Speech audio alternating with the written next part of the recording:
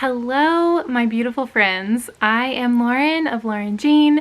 Thank you so much for stopping by. I'm so glad you're here. Today, we have quite a book haul.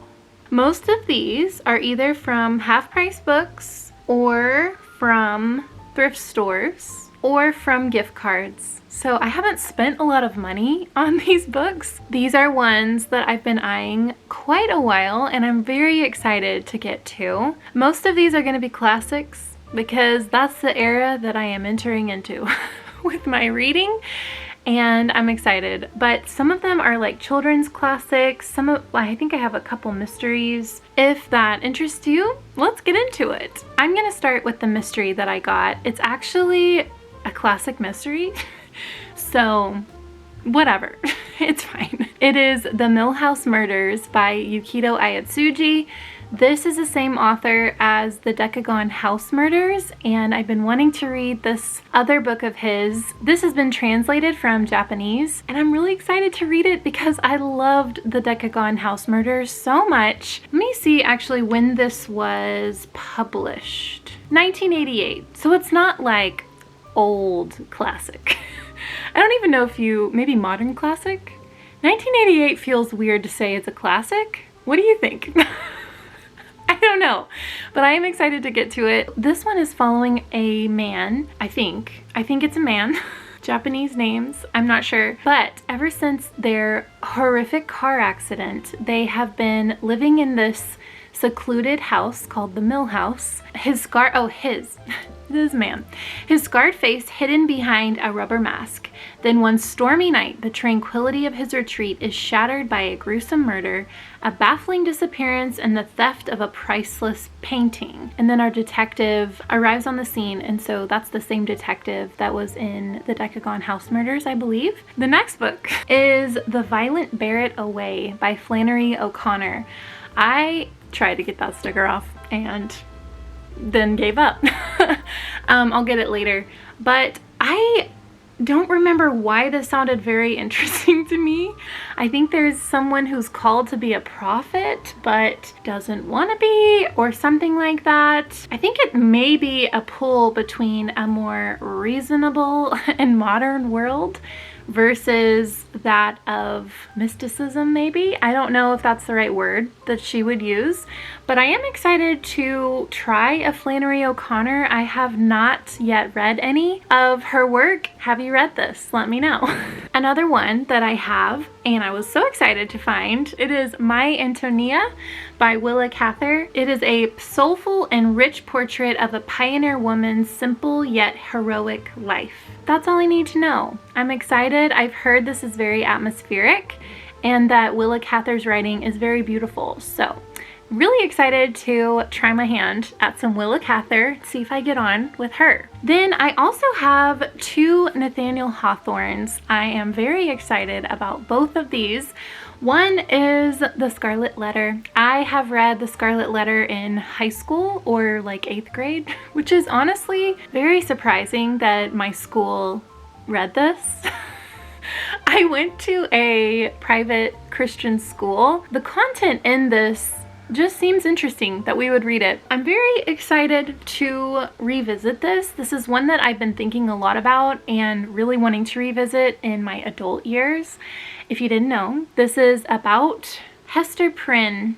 She is emblazoned with the mark of her sin. She is pregnant out of wedlock. It's basically a look at society, and it's set in the 17th century Puritan England and the way they treat her. And I'm pretty sure she stays silent, if I'm remembering right.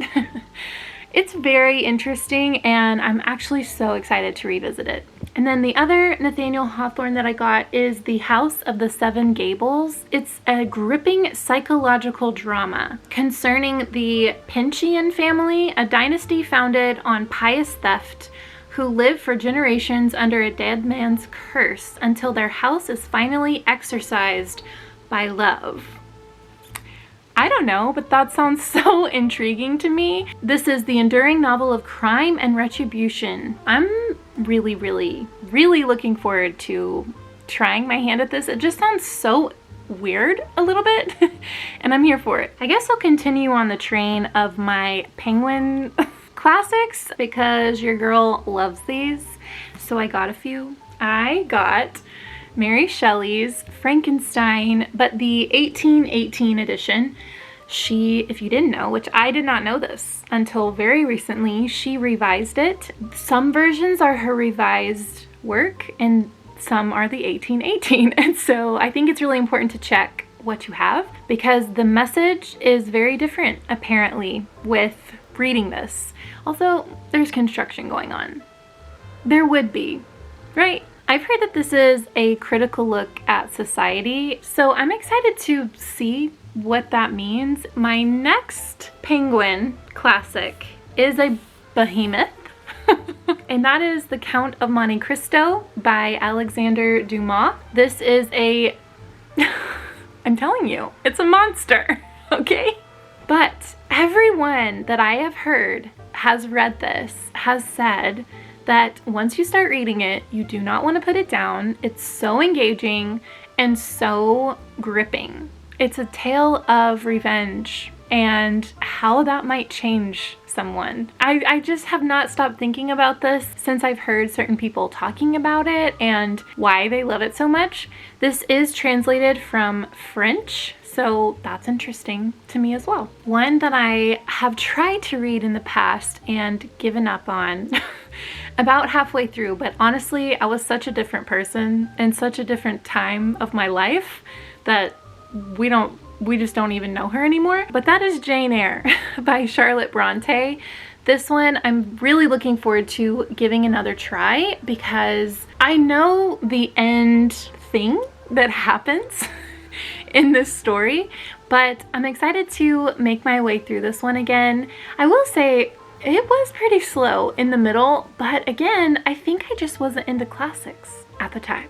This is following, of course, Jane Eyre, and she goes to school. I believe she's an orphan, and then she falls in love with someone. I can't remember his name, Rochester. And there's some secrets being held from her, and she's trying to figure what the heck is happening. So I did get to that first creepy part when she goes to the manor, and I don't know why I didn't continue because I feel like from that point on, it would have gotten way better. To me at the time. You know what I'm saying. And then I picked up Oscar Wilde's The Picture of Dorian Gray. And if you follow my videos closely, you may know that I have a different version of this book. And I pulled it down to read it. I opened it up, and I am not kidding, it smelled so bad. Normally, books smell really good if they're old and, you know, ancient books. Not really ancient, but you know what I mean. Older books, they smell good to me, but not this one. It was like someone had it in a smoker's house and I just didn't ever crack it open to see what it smelled like. And when I opened it, I am not kidding, it was so overpowering, I couldn't do it. So I bought a new version. This is following Dorian Gray. He becomes enthralled with his own portrait. He basically exchanges his soul for eternal youth and beauty. So I don't know. I'm really intrigued by that and interested to think about the commentary on that, you know? The next one that I have is Ovid's Metamorphoses. I'm really looking forward to this, kind of in the same vein of Greek mythology. This is Roman and Greek mythology? Honestly, don't know. But Shakespeare was really inspired by this book. And all of these tales inside of it include a type of change. That's why it's called Metamorphoses. Every one of them has a change of some sort. So I'm really looking forward to reading this one. My final Penguin classic paperback is Paradise Lost by John Milton. I don't know, this one is just calling my name. It's basically about the fall of Adam and Eve and our paradise lost. It is an epic poem, so that intimidates me quite a bit just because I don't know why poetry intimidates me. Can anyone else, you know, feel that with me? I don't know. This work is very, very impactful on our literature today, our Western literature. I'm just really interested to hear and think deeply about our Paradise Lost. I did pick up some Shakespeare because your girl might be in love with Shakespeare. What is happening to me? I love it. I love it. Don't hear me wrong, but like, truly what is going on? I don't know. But I picked up these Folger editions of Shakespeare, and I'll go through them. This is Othello. I believe this is a tragedy, a romance, a tragedy. I don't know. Don't know anything about it, but I heard someone say that this is their favorite Shakespeare play, and I get on with her other book taste, so I picked it up from Half Price Books, as you can so lovely see on the cover. But I love these versions because on one side you will have the actual play, and then on the other side you will have notes for words or background information that you might need to know, and it will explain it in a way that is so helpful. So I'm really excited to read from that version. I recently read A Midsummer Night's Dream. Midsummer Night's Dream. I always want to put Midsummer's. Anyways, read this, loved it. I'm gonna be putting this in a vlog soon, so look out for my thoughts, but it's very whimsical, fairy tale, and really enjoyed it. I was so happy to read it. And then I did pick up Macbeth in this version. Really, really, really looking forward to reading this. I feel like I'm gonna really love this one. And then I did pick up Much Ado About Nothing because the Literary Life podcast, they have a podcast on A Midsummer Night's Dream, and I really enjoyed that and felt like it really helped me understand Shakespeare. And then they have one on this one too. So I'm really looking forward to listening to their podcast while following along. I think that they have an Othello one, if I'm not mistaken. Either way, it's helpful to have resources to help me through Shakespeare. My battery is flashing at me, and we have quite a few more books, so I'm gonna go through these really quickly and see what we can do.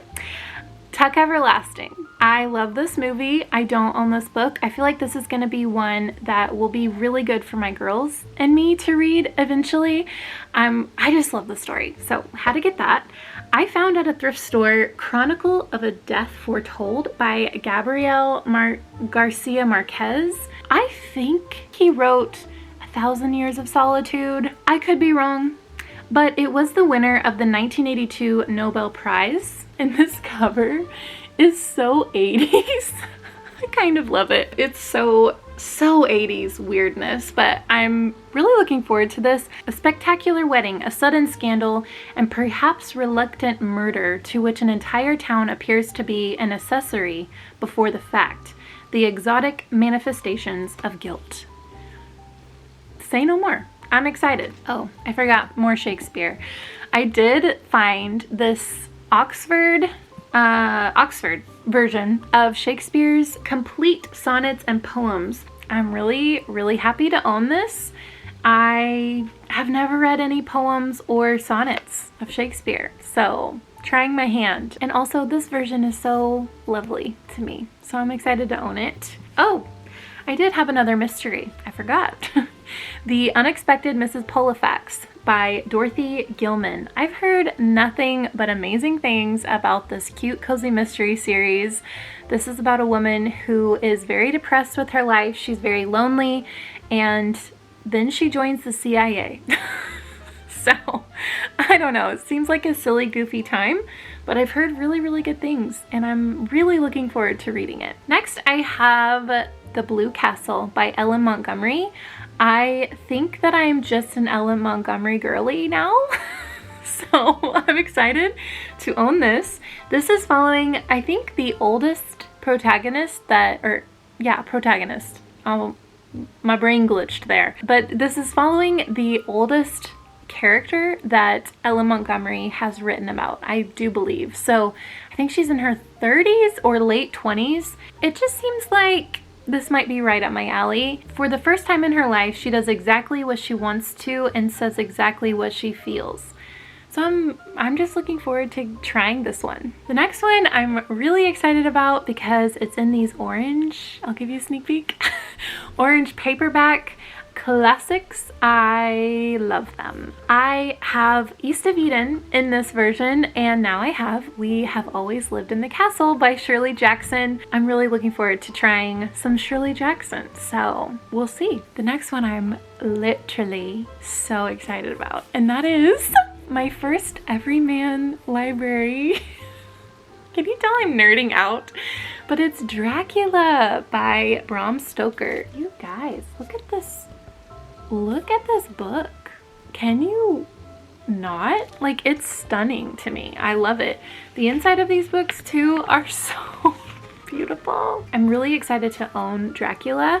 For a while I had heard not the greatest things about it just because it is written in letters, I think. But then I've heard recently a lot of people talking about it and saying they love it. So I'm gonna give it a try myself and see what I think. But hopefully I love it because I do own this beautiful version. I also don't feel bad about buying fancy versions of classic books because it's definitely something I'm gonna be able to pass on to my children and grandchildren if they care about it. The last two that I have are children's classics that I found that I thought would be really fun to have for my girls. That is Alice's Adventures in Wonderland and Through the Looking Glass by Lewis Carroll. This is the Barnes & Noble edition. I did find it at a thrift store, but there are cute little illustrations in it. I have read this, or I guess I think I listened to it a long time ago and really enjoyed it. It was so much fun, but I'm excited to own this and hopefully be able to read to my girls. And then Charlotte's Web by E.B. White. I loved this book / movie as a child. I loved the movie more because your girl did not read as a child. But I do remember, I think it was a teacher that read aloud this to us, and that was so special and so fun. I feel like reading aloud to anyone is such an easy and amazing way to connect you to literature. I just want to do that with my children as well moving forward. So, and I have been, but you know what I mean. I'm excited to have this to be able to do the same thing that was given to me. Okay, there you have it, my friends. Those are all the books that I have in this very large book haul. But I had a lot of gift cards and I refuse to feel bad about it because most of these, like I said, are classics and ones that I am very happy to own so that my children will be able to reach for them as well. I am so thankful that you decided to click on this video, and if you made it to the end of this video, thank you so much. Let me know what is your favorite, like out of these books, if you've read any, let me know, and also which one should I start with? Let me know that as well. But until next time, my friends, I will see you in my next bookish video. Bye!